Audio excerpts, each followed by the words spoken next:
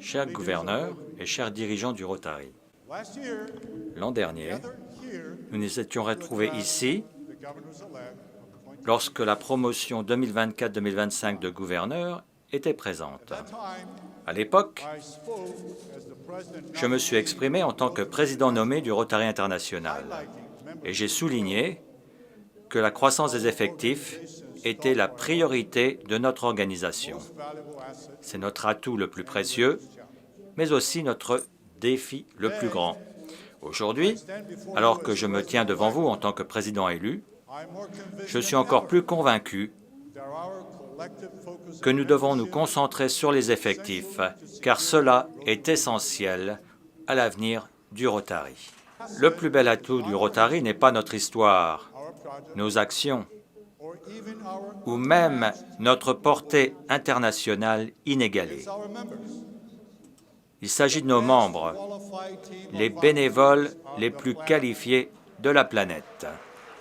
Le plus beau cadeau que le Rotary fait au monde, ce sont ses membres.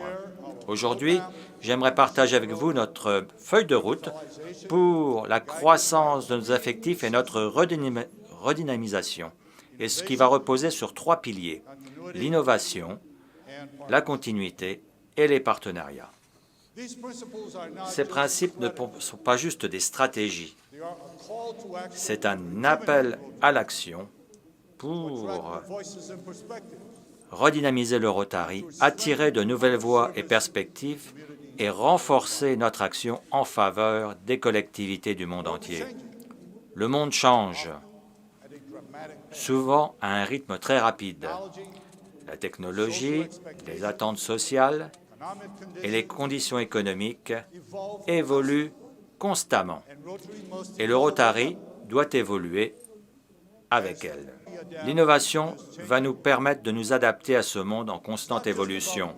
Il ne s'agit pas simplement d'accueillir des membres plus jeunes, mais aussi d'impliquer des gens plus âgés qui recherchent un but et des relations.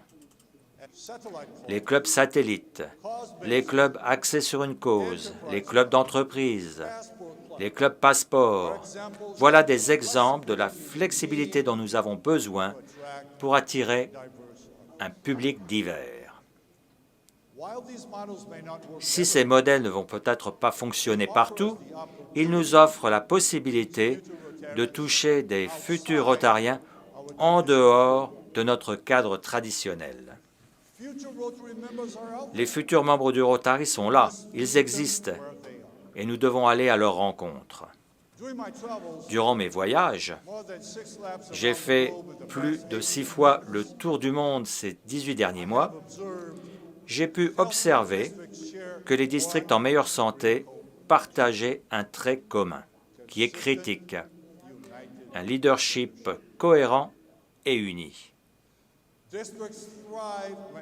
Les districts fonctionnent bien lorsque les gouverneurs bâtissent sur les efforts de leurs prédécesseurs, en s'assurant que des programmes et des stratégies se poursuivent sans accroc d'une année sur l'autre. Les conflits en haut de la hiérarchie, par contraste, c'est une bombe à retardement qui résulte en un déclin des effectifs. La continuité n'est pas une question d'uniformité, il s'agit d'alignement. Lorsque les dirigeants de district travaillent ensemble et envisagent le Rotary au-delà de leur année de gouverneur, ils posent une fondation pour la réussite à long terme.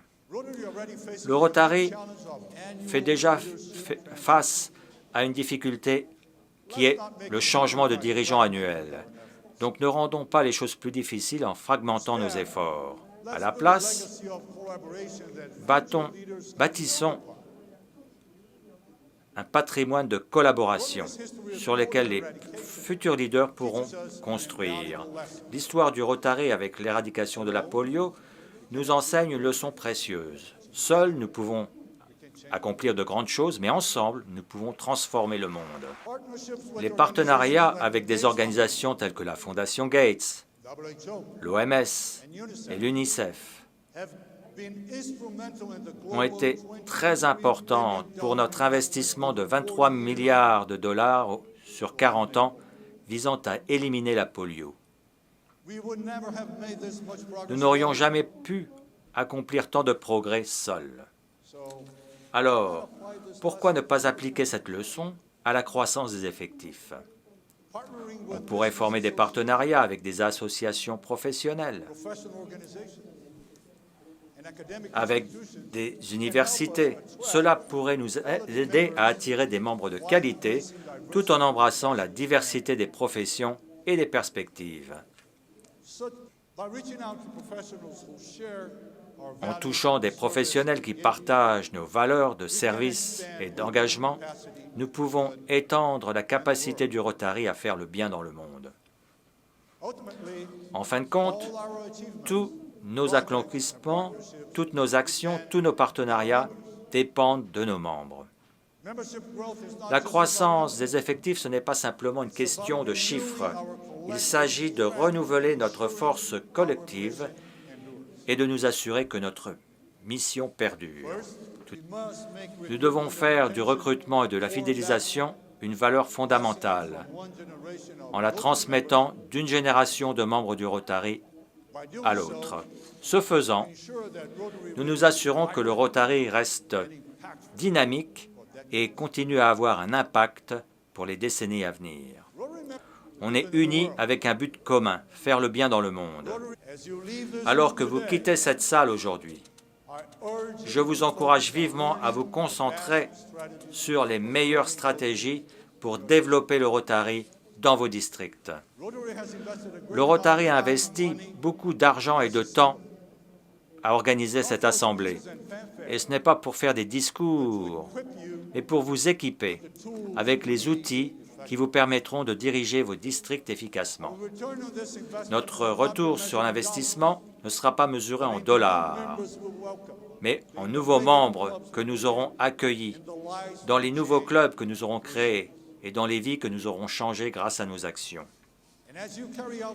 Et alors que vous menez cette mission, n'oubliez pas une des plus grandes joies que nous éprouvons au Rotary, nouer des amitiés dans le monde entier en y prenant du plaisir. Ensemble, embrassons la croissance, l'action et les liens. Bâtissons un Rotary qui nous unit pour faire le bien et qui garantit un bel avenir à toutes et à tous. Merci de votre attention.